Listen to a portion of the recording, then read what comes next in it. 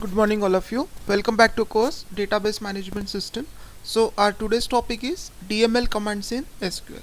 In the last lecture we discussed about DDL commands in SQL and demonstrated it with the help of LiveSQL. Now today we are going to discuss about DML commands. So DML stands for Data Manipulation Language. So what is the difference between DDL commands and DML commands? When to use DDL command and when to use DML command? So answer is very simple. When you want to change structure of the table, at that time you are going to use DDL command.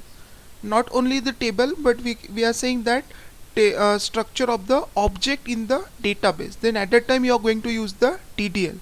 But suppose you want to deal with the data present in the table, then at that time you need to use a DML, that is data manipulation language.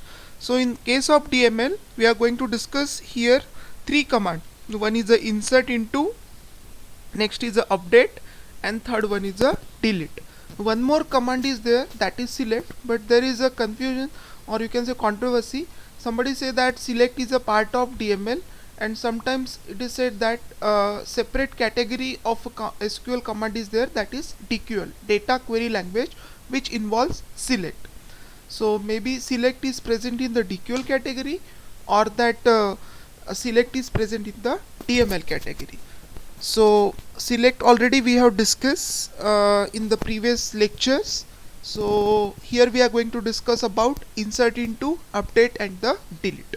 So what is the use of insert into command? Insert into command is used to add a data into a table, and you can add a complete record, or you can add few values of that particular row into a table. So let's check how to do this.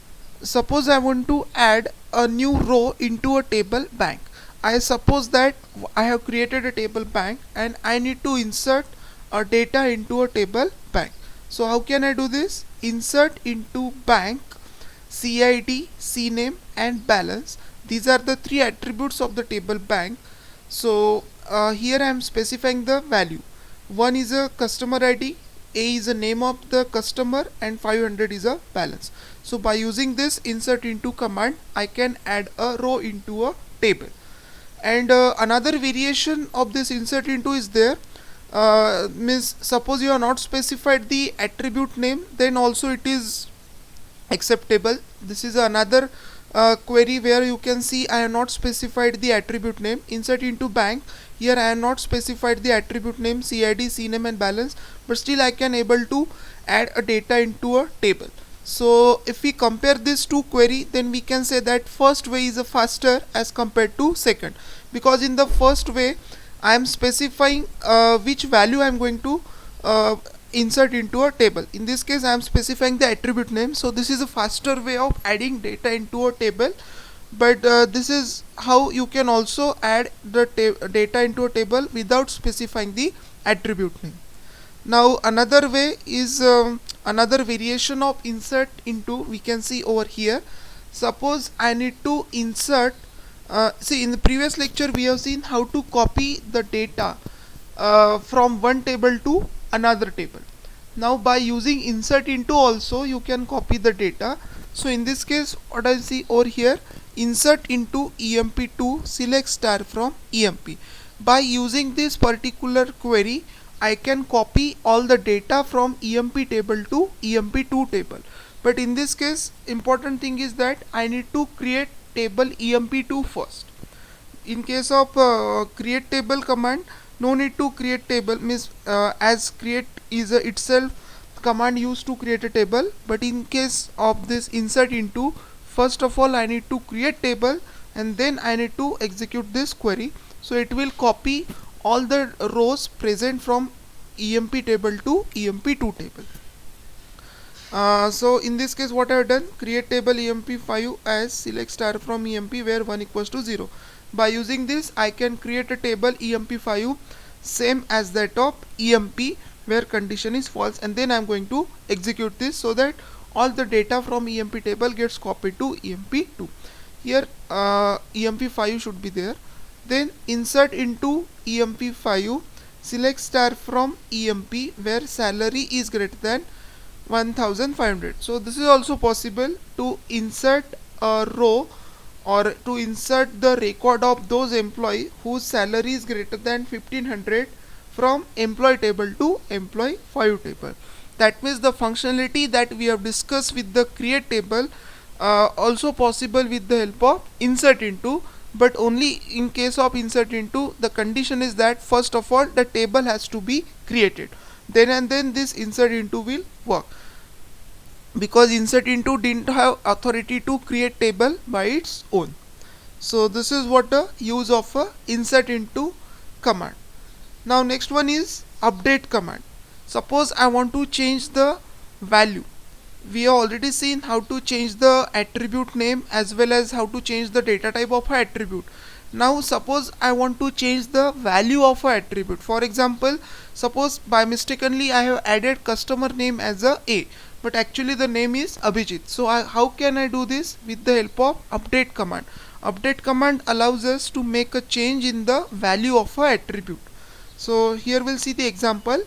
Update bank set cname equals to b where cid equals to 1. What is the use of this query? Customer id having customer having customer id 1 is name is changed to b. So initially suppose name is a, I have changed the name from a to b. So for that purpose I use this particular query, update bank set cname equals to b where customer id equals to 1. Suppose I need to delete the value of particular attribute only. See, we have seen the use of truncate as well as we have seen the use of drop. So truncate will remove complete row, but I don't want to remove complete row, but I need to delete only specific value of an attribute. Then in that case I need to make use of a update command. Update bank set cname equals to blank. That means customer id 1 is having name of b. I want to delete only the name of that customer b. So how can I do this? By using this query, update bank set cname equals to blank. That means name gets deleted for customer id 1. So this thing you can do with the help of update. Now the last DML command is delete command. So what is the use of delete command? Delete command is used to delete a specific row which satisfy the condition. Now here what is the difference between truncate and delete? When to use truncate and when to use delete. Suppose you want to delete all the rows from the table, at that time you should go for truncate, because in case of truncate this provision is not available. Suppose in my table 10 rows are there and I need to delete only 5 rows. So this thing we can't do with the help of truncate. So at that time we have to make use of a delete. But what is important in case of a delete? The row which will satisfy the condition, that row gets deleted. So by using delete command you can remove specific rows from the table, but complete row. By using delete you cannot delete only 1 or 2 values from the particular row, but you will delete complete row of the table. And by using delete it is also possible to remove all the rows from the table.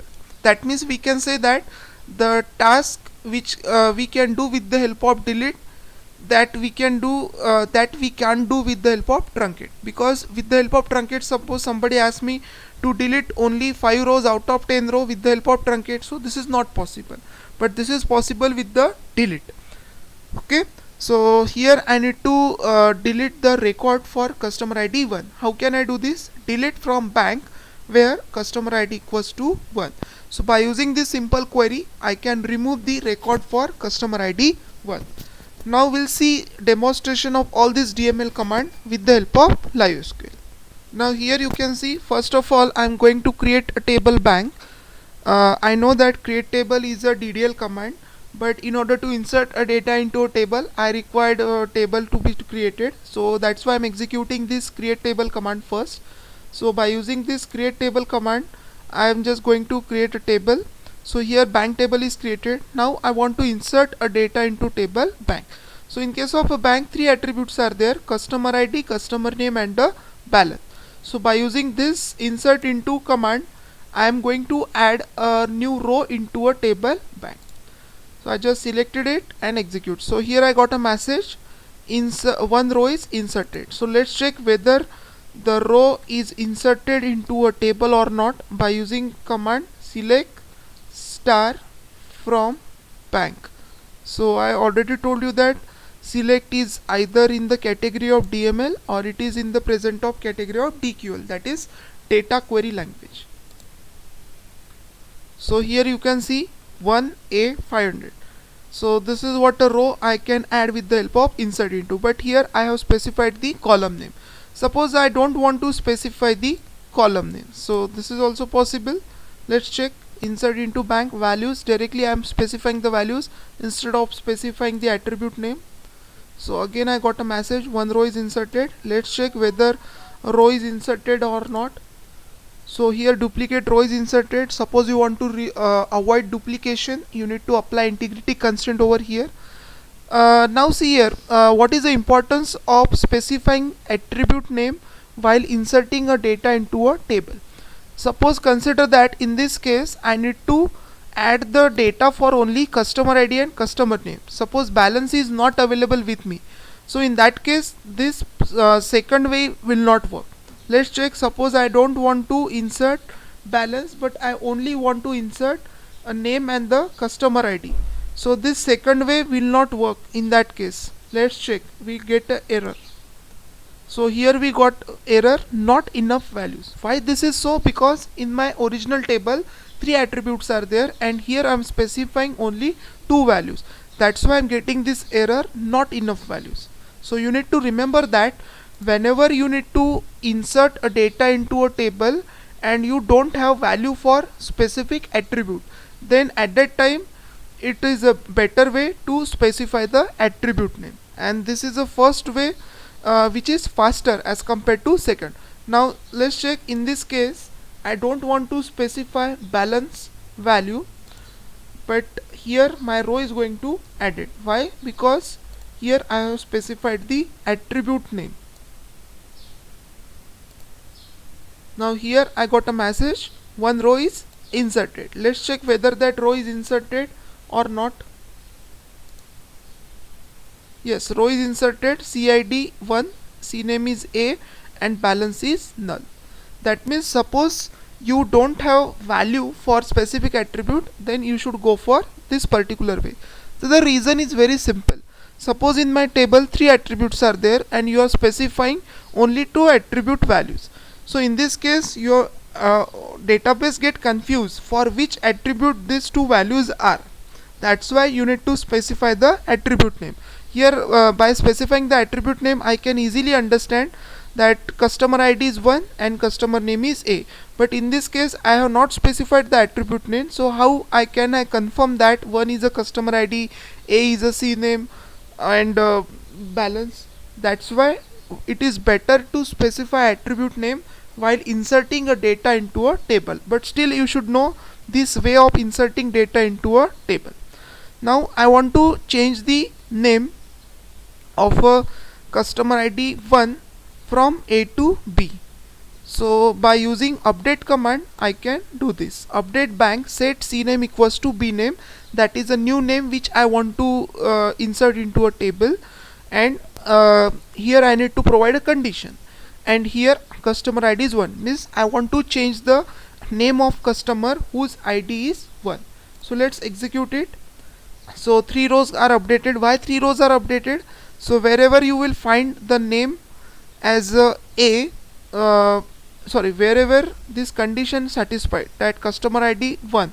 So in my bank table there are 3 customer having ID 1, so their name is changed from A to B. So here you need to specify new name, you need not to specify old name. Now suppose I want to delete the name of customer whose customer ID is 1. Okay, I don't want to delete complete row, but I want to delete only value of that particular customer ID 1. How can I do this? Again, this task you can do with the help of update bank set CNAME equals to null. That means by using this I can delete the value of only name. So here you can see name gets deleted. So by using update command, I can make a change in the value present in the table. Now suppose I need to delete a specific row from the table, then I can do this with the help of delete command. Delete from bank where CID equals to 1. Suppose I execute this command, all rows will be deleted. All rows means where whatever the row we satisfy this condition, that gets deleted. Now let's check whether data is present in the table bank or not. No data found. That means that rows are deleted. So here you can see all the rows from the table can be deleted. That means the task of truncate you can do with the help of delete also, but the task of delete you can't do with the help of truncate, because truncate will delete all the rows, but there is no provision to delete specific row, but that provision is available with the help of this delete command. So I hope you understand this particular DML command. We discussed there are three DML command: insert into, which is used to insert a data into a table bank, in any table. Update command is used to make a change in the value present in the table, and a delete command is used to delete a specific row which satisfy a particular condition. Thank you.